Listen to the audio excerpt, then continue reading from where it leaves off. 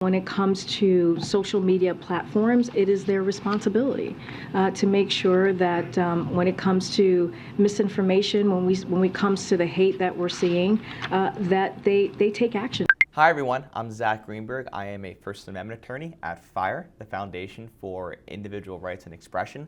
And today we're going to look at a White House video explaining how she's looking into Twitter for their speech. Let's take a look. So look, this is something that we're certainly keeping an eye on. Bring to Twitter here.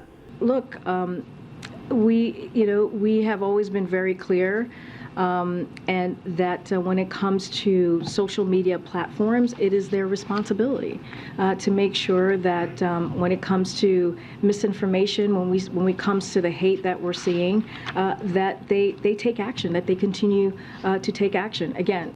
Couple quick points here. First, social media companies are private actors. They're private companies, meaning that they're not bound by the First Amendment. Unlike the White House, which is of course the government, they are bound by the First Amendment, and the White House and the government cannot suppress speech merely because it's hateful or misinformation or other categories of perhaps offensive speech.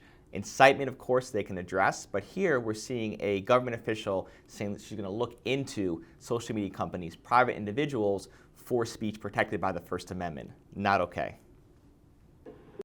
We're all keeping a close eye on this. We're all monitoring what's currently occurring, and we see it with our own eyes of what you all are reporting, and just for ourselves what's happening on Twitter.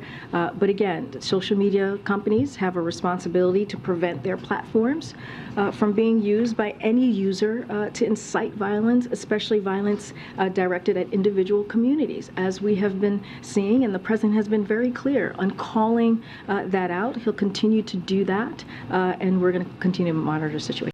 So there are certain categories of unprotected speech. Incitement is one of them. An imminent call for imminent lawless action here. And that's hard to do online. It's generally when you have, say, a lynch mob about to attack somebody. You can't egg the mob on. It's a very narrow, very limited exception. But generally offensive speech, hateful speech, remains fully protected by the First Amendment. And it's problematic that you have a government official telling companies that they cannot or they will be monitored for putting forth the speech on their platform. The platforms and the users have the right to have the speech on their platforms and to have a wider range of ideas when they do so. And it's very troubling to see the White House monitoring, investigating, perhaps even pressuring these companies to remove this protected expression.